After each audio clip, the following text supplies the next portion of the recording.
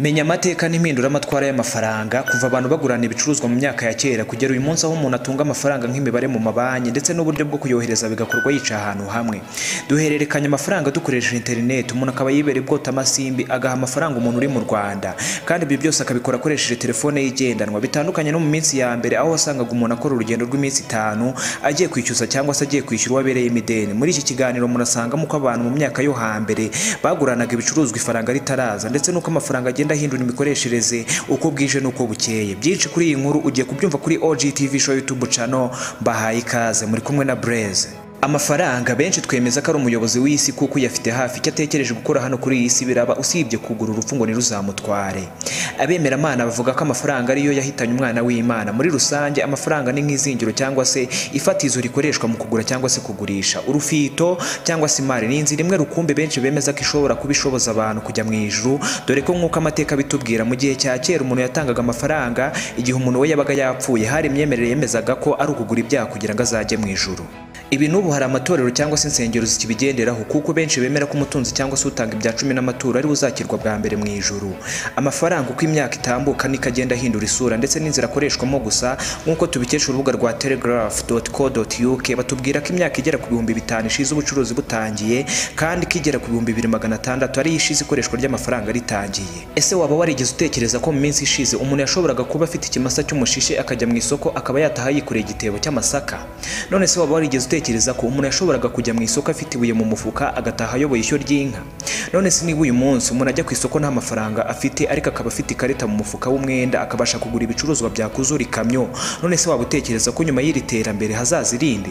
Ese niba rizaza rimeze gute? Reka turebere hamwe impinduramatwara y'ikoreshwa ry'amafaranga. Ubundi umuntu yatangiye ubuzima bw'aba mu ishyamba atunzwe no guhiga akarya inyama ndetse akanyuzamo akarya n'imbuto zo mu ishyamba.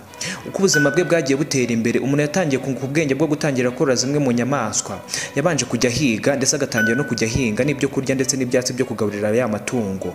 Nyuma umuntu yaje kubona ko kuzajya akoresha ibyo yakoze gusa bidahagije, niko gutangira kuzajya bagurana ibyo umwe adafite cyangwa atahinze akajya kugura undi ibyo bitandukanye n'ibyo yejeje. Niko gutangira ubucuruzi gusa byatangiye nta mafaranga yariho nk'aya tuzi uyu munsi akoreshwa. Benshi mu bantu b'iyi minsi bahise batangira kwibaza ngo iyaba twarabayeho muri iki gihe ukaba wejeje ibijumba ukabiha umuntu akaguha inka gusa, iyaba ari wowe byabayeho ukajya mu isoko uyoboye inka y'umushishe ugataha wikoreye igitebo cy'ingano, wari kuzava muri ubu buzima wagera mu ijuru ukarwanirayo n'uwo mwaguranye. Ubucuruzi mu Cyongereza ni buzwi nka barter trade cyangwa se bakabuha akabyiniro k'igihe cyabayeho nta mafaranga nka commodities money. Nk'uko urubuga rwa investobia.com rubitubwira, kuri iki gihe cyabayeho mu myaka 2003 ishize, ni ukuvuga byabayeho mbere y'ivuka rya Yesu Kristo, nubwo hari ibihugu na nyuma yaho byakomeje gukoresha iyi nzira. Uburyo bwa kabiri bwakoreshwaga ni amabuye y'agaciro cyangwa se ikizwi nka metallic money. Ntabwo ari ubucuruzi bw'ibyuma nk'uko benshi muhisemo bitekereza, ahubwo ni ubucuruzi bw'ibirabagirana. Nituvuga ibirabagirana ntugire ngo ni zahabu gusa. Metallic money tuvuga hano igihe icyo twita amafaranga kuri uyu munsi wa none cyari gihagarariwe n'amabuye y'agaciro. Mu myaka yo hambere nyuma yo kugurana igicuruzwa ku kindi hagezeho haza ubucuruzi bwo kugurana ibicuruzwa n'amabuye y'agaciro. Aha amabuye y'agaciro yakoreshwaga nk'inkingi y'ubucuruzi. Iki gihe umuntu wamuhaga igicuruzwa akaguha ibuye ukaritahana ukagenda ufite icyizere cy'uko nawe umunsi umwe uzariho umuntu akaguha igicuruzwa runaka. Nk'uko tubikesha igitabo The Wild Girl of Pride and Prejudice kivuga ko umwami wabayeho mu mwaka wa 610 mbere y'ivuka rya Yesu Kristo. Batubwira ko Ariete wayoboraga ubwami bwa Lydia, ubu ni agace kari mu burengerazuba bwa Turukiya, niwe watangije ubucuruzi bushingiye ku mabuye y'agaciro. Uburyo bwa gatatu bwaje bukurikiraho ni ikoreshwa ry'amafaranga y'abanyi buzwi nka paper money. Inkundura y'ibiceri bya zahabu n'uburyo byabaga biremereye byateje ikibazo, niko gutekereza ku kintu cyabisimbura bikarushaho kuba byiza. Niko gutekereza ku note zaje zitwa paper money. Aha nushishoza neza inoti ubundi ni ibipapuro ndetse niyo uyishabuye irashabuka.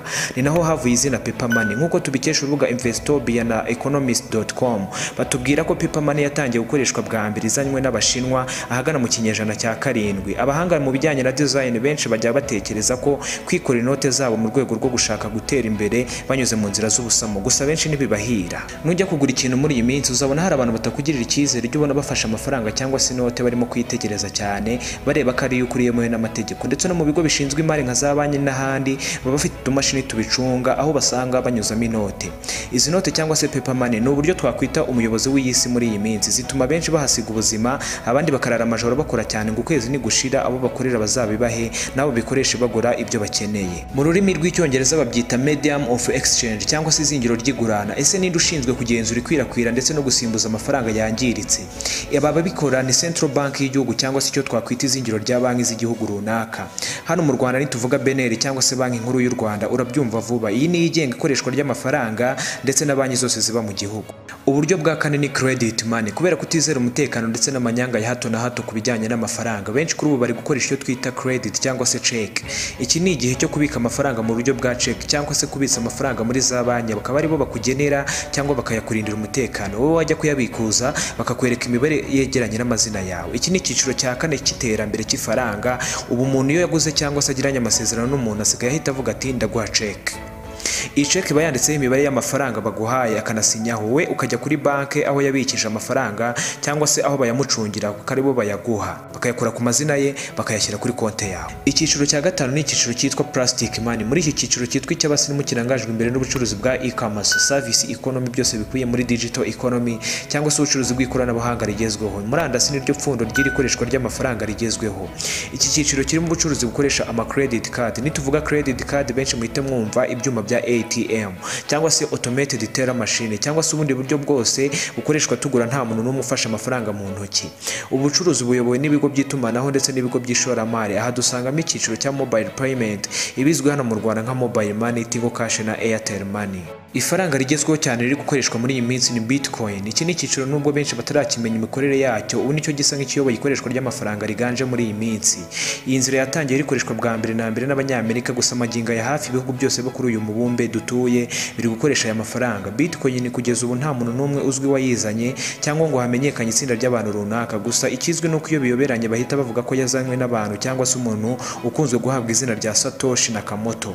Iri faranga ryashyizwe ku mugaragaro ahagana mu 2008, gusa ubu rimaze gufata umuvuduko mu kwigarurira benshi kuko abenshi bamaze kuba amariyaderi bitewe n'iri faranga. Iri faranga rifite ubundi bucuruzi burikomoka buzwi nka cryptocurrency wallet ndetse na hano mu Rwanda ryarahageze. Impinduramatwara y'ikoreshwa ry'amafaranga iri kwihuta ndetse ku muvuduko mwinshi, gusa ababimenye mbere cyangwa se abamenye impinduka ryayo babifasha kwiteza imbere. Ubu ikiraje ishinga n'ubucuruzi bw'ifaranga riri murandasi rifite ifatizo mu bucuruzi bwa e-commerce. Kurikira OGTV show YouTube channel bashe kubona amakuru y'ibyamamare byo mu Rwanda no hanze yarwo, yaba muri muzika, muri fashion, documentaire zigezweho n'andi makuru yose agezweho. Mwari kumwe na Blaze, iyi ni OGTV show.